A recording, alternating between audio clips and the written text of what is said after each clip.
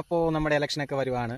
കേരളത്തിൽ മൊത്തത്തിൽ BJPക്ക് കുറച്ച് സീറ്റ് കിട്ടുമെന്നൊരു മൂഡുണ്ട്. ഇപ്പം ഇവിടുത്തെ മീഡിയാസ് അത് മറച്ചു വെക്കുന്നുണ്ടെങ്കിലും മൊത്തത്തിൽ അങ്ങനെ ഒരു മൂഡ് കുറച്ച് മണ്ഡലങ്ങളിലുണ്ട്. ഏകദേശം ഒരു 30 മണ്ഡലത്തിന് മേളിൽ CPM-നും അതായത് LDF-നും UDF-നും ഒപ്പം മത്സരം NDA-യും കാഴ്ചവെക്കുന്നുണ്ട്. പരമാവധി അത് മറച്ചു വെക്കാൻ ഇവിടുത്തെ മീഡിയാസ് ശ്രമിക്കുന്നുണ്ട്. എങ്കിലും കുറച്ച് പേർക്കൊക്കെ ഈ കാര്യം മനസ്സിലായിട്ടുണ്ട്. അവർ പലരും ഇപ്പം EVM-നെ പതുക്കെ കുറ്റം പറഞ്ഞു തുടങ്ങി. അതായത് നോർത്ത് ഇന്ത്യയിൽ BJP ജയിക്കുന്നത് EVM ആണെന്ന് പറഞ്ഞു വരുത്തുന്ന അതേ ഒരു അജണ്ട നമ്മുടെ കേരളത്തിലും പാടി തുടങ്ങിയിട്ടുണ്ട്. കാരണം BJP ജയിക്കുന്ന കുറച്ച് പേർക്കൊക്കെ, കുറച്ച് സീറ്റിലെങ്കിലും ജയിക്കുന്ന കുറച്ച് പേർക്കൊക്കെ മനസ്സിലായി. അതുകൊണ്ട് തന്നെ EVM എന്ന് പറഞ്ഞ് ഒരുപാട് കമൻറ്റ്സ് ഞാൻ കണ്ടു. അപ്പോൾ അതുകൊണ്ടാണ് ഞാൻ ഇങ്ങനെ ഒരു വീഡിയോ ചെയ്യുന്നത്. ഈ EVM-ൽ എന്തെങ്കിലും തിരിമറി കാണിക്കാൻ പറ്റുമോ എന്നുള്ളതാണ് ഞാൻ പറയാൻ പോകുന്നത്. മാക്സിമം എനിക്ക് പറ്റുന്ന പോലെ ക്ലാരിറ്റിയിൽ പറഞ്ഞു തരാൻ നോക്കാം. അപ്പോൾ ഇതെൻ്റെ വീഡിയോ എനിക്കിത് എത്രമാത്രം നിങ്ങൾ കമ്മ്യൂണിക്കേറ്റ് ചെയ്യാൻ പറ്റുമെന്ന് അറിയത്തില്ല. ഞാനൊരു പ്രൊഫഷണൽ വ്ളോഗറൊന്നുമല്ല. നിങ്ങൾക്ക് മനസ്സിലാകുന്നുണ്ടെങ്കിൽ നിങ്ങളിത് ഷെയർ ചെയ്യുക. ആദ്യം തന്നെ ഇത് ഹാക്ക് ചെയ്യാൻ പറ്റുമെന്നാണ്. പറ്റില്ല. കാരണം ഈ വോട്ടിംഗ് മെഷീൻ പുറത്തോട്ടോ അകത്തോട്ടോ സിഗ്നലുകളൊന്നും വരുന്നും പോകുന്നും ഇല്ലാത്തത് കൊണ്ട് തന്നെ ഇത് പുറത്തു നിന്നൊരാൾക്ക് ഹാക്ക് ചെയ്യുന്ന കാര്യത്തെ പറ്റി ചിന്തിക്കുക വേണ്ട. അത് മാത്രമല്ല, നമ്മുടെ യൂട്യൂബിലൊക്കെ കുറച്ച് വീഡിയോ കാണും. അതവർ പുറത്തുനിന്ന് മേടിച്ച മെഷീൻ വെച്ച് എന്തൊക്കെ കാണിക്കുന്നതല്ലാതെ കോടതിയോ ഇലക്ഷൻ കമ്മീഷനെ വിളിച്ചിട്ട് ഇതുവരെ ഒരു പ്രതിപക്ഷ പാർട്ടികൾക്കും പോയി ഇത് ഹാക്ക് ചെയ്ത് കാണിക്കാൻ പറ്റിയിട്ടില്ല. കാരണം ആ ഒരു നിലയിൽ ആ സിസ്റ്റം പെർഫെക്റ്റാണ്. ഇനി സംശയം വരുന്നത്, നമ്മൾ വോട്ട് ചെയ്യുമ്പം, അതായത് പലരുടെയും പരാതിയാണ് BJPക്ക് വോട്ട് ചെയ്താൽ കോൺഗ്രസ്സിന് പോവോ, അങ്ങനെയുള്ള ഇത് ഈ വോട്ടിംഗ് മെഷീൻ മാറ്റുന്നുണ്ടോ, അങ്ങനെയുള്ള സംശയങ്ങളാണ് ബാക്കി. അപ്പം അത് ഒരിക്കലും നടക്കത്തില്ലാത്ത കാര്യമാണ്. കാരണം അത്രയ്ക്ക് സുതാര്യമായിട്ടാണ് നമ്മുടെ ഇലക്ഷൻ പ്രോസസ്സ് നടക്കുന്നത്. അത് നിങ്ങൾക്ക് ഞാനൊന്ന് പറഞ്ഞുതരാം. ആദ്യം തന്നെ ഈ ഇലക്ഷൻ നടത്തുന്ന പ്രിസൈഡിങ് ഓഫീസേഴ്സ് ഉണ്ട്. അതായത് ഈ ഇലക്ഷൻ വരുന്ന ഓഫീസിലിരിക്കുന്ന മിക്കവാറും നമ്മുടെ ഇവിടുത്തെ കോളേജ് അധ്യാപകന്മാരൊക്കെയാണ് ഈ ഇലക്ഷൻ ഡ്യൂട്ടി ആയിട്ട് പോണത്. പിന്നെ കൂടെ സെക്യൂരിറ്റി, അതായത് സുരക്ഷാ ഉദ്യോഗസ്ഥർ കാണും. പോലീസുകാരാണ് കൂടുതലും വരുന്നത്. അപ്പോൾ എന്നെ സംബന്ധിച്ചിട്ട് ഞാൻ കോളേജിൽ പഠിക്കുന്ന സമയത്ത് NCCയിൽ ഉണ്ടായിരുന്നതുകൊണ്ട് എനിക്ക് ഈ സുരക്ഷാ ഉദ്യോഗസ്ഥൻ്റെ കൂടെ ഈ സുരക്ഷയുടെ ചുമതലയായിട്ട് ഈ പോലീസുകാരൻ്റെ കൂടെ പോകാനൊരു സാഹചര്യം കിട്ടിയിട്ടുണ്ട്. അപ്പോൾ ഈ വോട്ടിംഗ് മെഷീൻ എടുക്കുന്നതും തിരിച്ച് വോട്ടിംഗ് ഇലക്ഷൻ കഴിഞ്ഞിട്ട് അവിടെ കൊണ്ട് വെക്കുന്നിടം വരെയുള്ള കാര്യങ്ങൾ ഫുള്ള് ഞാൻ കണ്ടിട്ടുണ്ട്. അതുപോലെ തന്നെ ഒരു പാർട്ടിയുടെ പഠിത്തമൊക്കെ കഴിഞ്ഞ് പൊളിറ്റിക്സിൽ അത്യാവശ്യം ആക്റ്റീവ് ആയപ്പോഴത്തേക്കും ഒരു പാർട്ടിയുടെ പോളിംഗ് ഏജൻ്റായിട്ട് ഇലക്ഷൻ നടക്കുമ്പം ബൂത്തിനകത്തിരിക്കാൻ ഞാൻ പോയിട്ടുണ്ട്. അതുപോലെ കൗണ്ടിങ് സമയത്ത് കൗണ്ടിങ് ബൂത്തിനകത്തും കയറിയിട്ടുണ്ട്. അപ്പോൾ ഹോൾ പ്രോസസ്സ്, അതായത് ഒരു EVM മെഷീൻ സൂക്ഷിക്കുന്നിടത്ത് നിന്ന് എടുത്ത് ഈ ബൂത്തിൽ കൊണ്ടുവന്ന് അവിടെ ഇലക്ഷൻ നടന്നു കഴിഞ്ഞ് ഈ സാധനം തിരിച്ച് സ്ട്രോങ് റൂമിൽ കൊണ്ടുവച്ച് പൂട്ടി വെച്ച് ഇലക്ഷൻ്റെ വോട്ട് എണ്ണുന്നതെന്ന് അവിടെ നിന്ന് എടുത്തിട്ട് വോട്ട് എണ്ണുന്ന പ്രോസസ്സ് വരെ എല്ലാ പ്രോസസ്സും കാണാനുള്ള ഭാഗ്യം എനിക്ക് എന്നാളിലും കിട്ടിയിട്ടുണ്ട്. അപ്പോൾ അതുകൊണ്ടാണ് ഞാനിത് വളരെ പെർഫെക്റ്റ് ആണെന്ന് നിങ്ങളോട് പറയുന്നത്.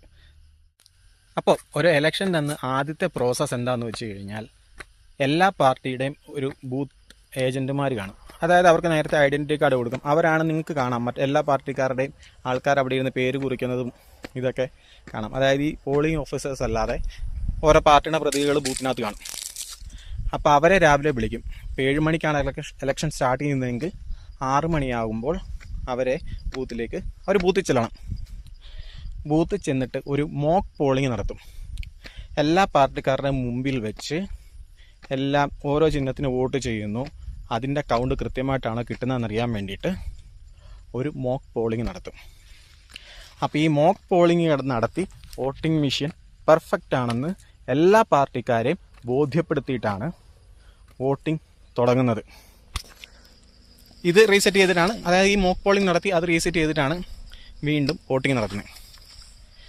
അവിടെ തന്നെ കോൺഗ്രസ്സിന് ചെയ്യുമ്പം BJPക്ക് പോകുന്നോ, അല്ലെങ്കിൽ CPM-ന് ചെയ്യുമ്പം BJPക്ക് പോരുന്നു, അല്ലെങ്കിൽ തിരിച്ചോ, അങ്ങനെയുള്ള ഒരു ആശങ്കയ്ക്കുള്ള എല്ലാ വകുപ്പും അവിടെ തന്നെ തീർന്നു. അപ്പം അതിനുള്ള സംശയം അവിടെ തീരുവാണ്. കാരണം എല്ലാ പാർട്ടിക്കും ചെയ്യുന്ന വോട്ട് കൃത്യമാണോ, കൃത്യമായിട്ട് കൗണ്ടാണോ എന്ന് എല്ലാ പാർട്ടിയുടെയും പ്രതിനിധികളെ കൃത്യമായി ബോധ്യപ്പെടുത്തിയിട്ടാണ് വോട്ടിംഗ് തുടങ്ങുന്നത്. അപ്പോൾ ആ സംശയം തീർന്നേ. ഇനിയുള്ള ബാക്കിയുള്ള സംശയം ഈ വോട്ടിംഗ് മെഷീൻ മാറ്റുന്നുണ്ടോ, അതാണ്. അതിനെന്തെങ്കിലും സാധ്യത ഉണ്ടോ എന്നുള്ളതാണ് അടുത്ത സംശയം സാധാരണക്കാർക്ക്. അപ്പോൾ അതിനുള്ള സാധ്യതയും വട്ടപൂജ്യമാണ്. അതെന്താണെന്ന് പറഞ്ഞത്. അപ്പോൾ അങ്ങനെ മോക്ക് പോളിംഗ് കഴിഞ്ഞു. ഇലക്ഷൻ വോട്ട് നമ്മളെല്ലാവരും സാധാരണക്കാർ പോയി വോട്ട് ചെയ്യുന്നു. അപ്പോൾ ഈ പോളിംഗ് ഏജൻസ് ആയിട്ടുള്ള നമ്മൾ ഓരോ പാർട്ടിയുടെയും പ്രതിനിധികൾ അവിടെ ഇരുന്ന് ടോട്ടൽ വോട്ട് കൗണ്ട് ചെയ്യുന്ന ആരൊക്കെ വോട്ട് ചെയ്തു എന്ന് കൃത്യമായിട്ട് മാർക്ക് ചെയ്യുന്നു. അവരുടെ കയ്യിലും ടോട്ടൽ കൗണ്ടിന് എണ്ണമുണ്ട്. അപ്പോൾ ഇലക്ഷൻ കഴിഞ്ഞു. ഈ മെഷീൻ സീൽ ചെയ്യുന്ന പ്രോസസ്സാണ്. ഈ സീൽ ചെയ്യുമ്പോഴത്തേക്കും ഈ ബൂത്തിലിരിക്കുന്ന ഓരോ പാർട്ടിയുടെയും പ്രതിനിധികളെ വിളിക്കുന്നു. ടോട്ടൽ കൗണ്ട് അവരുടെ കയ്യിലിരിക്കുന്ന നമ്പറും ഇതിൽ വോട്ട് ചെയ്തേക്കുന്ന നമ്പറും കറക്റ്റാണോ എന്ന് നോക്കുന്നു. അതുപോലെ തന്നെ ഈ വി വി പാറ്റ് എന്ന് പറയാം, നമ്മൾ വോട്ട് ചെയ്യുമ്പോൾ ചിഹ്നം ഇങ്ങനെ ഒന്ന് കാണിക്കുന്ന മെഷീൻ ഉണ്ടല്ലോ വി വി പാറ്റ്, അപ്പോൾ അതിലെ നമ്പർ, വോട്ടിംഗ് മെഷീനിലെ നമ്പർ എല്ലാം ക്രോസ് ചെക്ക് ചെയ്യുവാണ്. അപ്പോൾ ഇതെല്ലാം ക്രോസ് ചെക്ക് ചെയ്ത് വോട്ടിൻ്റെ എണ്ണം, അതായത് ടോട്ടൽ വോട്ട്സിൻ്റെ എണ്ണം കൃത്യമാണെന്ന് അറിഞ്ഞിട്ടാണ് സീൽ ചെയ്യുന്നത്. ഈ സീൽ ചെയ്യുന്നത് എല്ലാവരെയും വെളിയിലാക്കിയിട്ട് ഈ പ്രൊസീഡിങ് ഓഫീസർ തന്നെ ചെയ്യുന്നൊന്നുമല്ല. അതിലൊരു സ്ലിപ്പുണ്ട്, അത് ഈ വോട്ടിംഗ് മെഷീൻ ലോക്ക് ചെയ്യുന്ന സ്ലിപ്പുണ്ട്. ഈ സ്ലിപ്പിൽ എല്ലാ പാർട്ടിയുടെ പ്രതിനിധികളെ കൊണ്ട് സീൽ ചെയ്യിപ്പിച്ചിട്ടാണ്, അല്ലെങ്കിൽ ഒപ്പിടിയിപ്പിച്ചിട്ടാണ് ഈ സംഭവം ലോക്ക് ചെയ്യുന്നത്.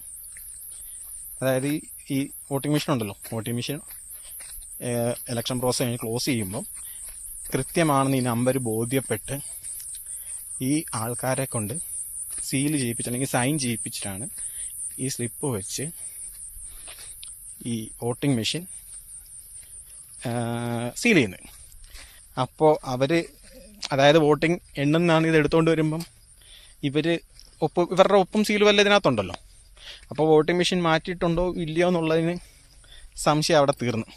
അത് മാത്രമല്ല, ഈ വോട്ടിംഗ് മെഷീൻ സീൽ ചെയ്ത് കഴിഞ്ഞിട്ട് സ്ട്രോങ് റൂമിലേക്ക് കൊണ്ടുപോകുമ്പോഴത്തേക്കും എല്ലാ പാർട്ടിയുടെയും പ്രതിനിധികളെയും കൊണ്ടാണ് പോകുന്നത്.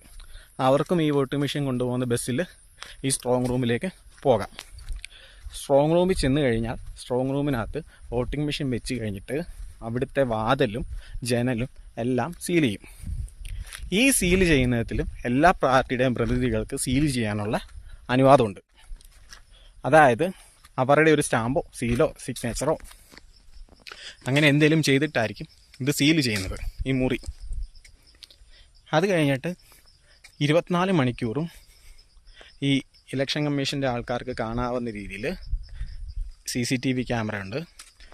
ഇലക്ഷൻ കമ്മീഷന് മാത്രമല്ല, നമുക്കും വേണേലും എപ്പോൾ വേണേലും ചെന്ന് നോക്കാവുന്ന രീതിയിൽ ഈ സ്ട്രോങ് റൂമുള്ള സ്ഥാപനത്തിൻ്റെ, അതായത് മിക്കവാറും സ്കൂളൊക്കെ ആയിരിക്കും, ഇതിൻ്റെ പുറത്തായിട്ട് ഒരു ക്യാമറയും ഡിസ്പ്ലേയും ഉണ്ടായിരിക്കും. അതായത് CCTV ക്യാമറയുടെ ഡിസ്പ്ലേ നമുക്കും എപ്പോൾ വേണമെങ്കിലും നോക്കാം. വേണമെങ്കിൽ 24 മണിക്കൂർ നമുക്കവിടെ താമസിച്ചത് നോക്കാം. അതിനുള്ളൊരു സംവിധാനം.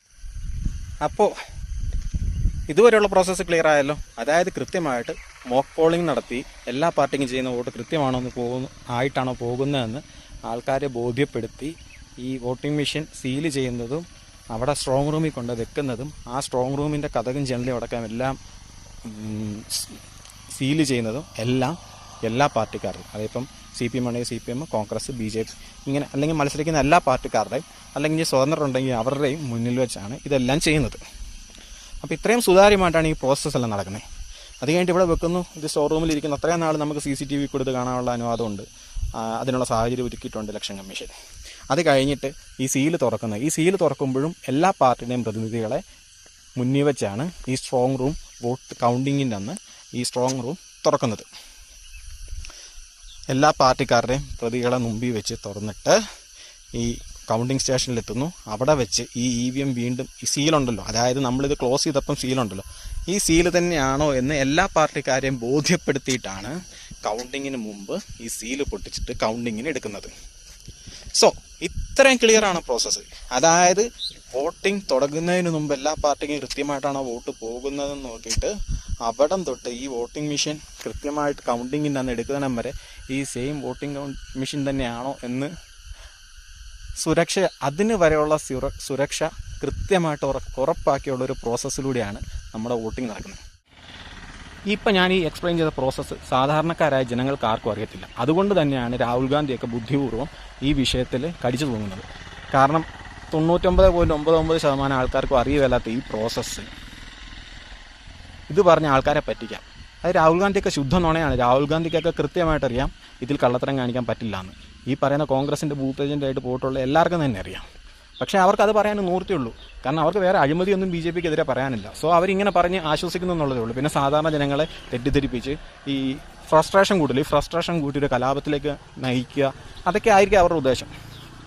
സോ എനിക്ക് സാധാരണക്കാരുടെ ഉത്തരവേ പറയാനുള്ളൂ. നമ്മുടെ ഇലക്ഷൻ പ്രോസസ്സ് ഭയങ്കര സുതാര്യമാണ്, സെക്യൂറാണ്. നിങ്ങളതിൽ വിശ്വസിക്കുക.